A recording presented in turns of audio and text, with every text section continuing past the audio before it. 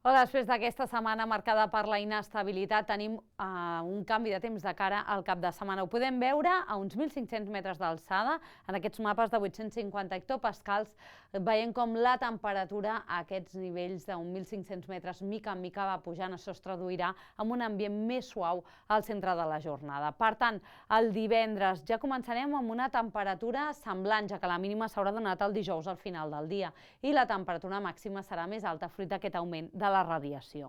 Al cap de setmana es manté aquesta tònica, domini del sol, fruit d'aquesta estabilitat que es manté tant el dissabte com el diumenge.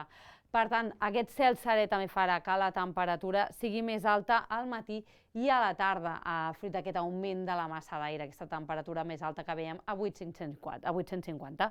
També de cara al diumenge, un ambient més suau i valors que ja seran més semblants per un mes de febrer. I de moment això és tot des del Servei Meteorològic de Catalunya.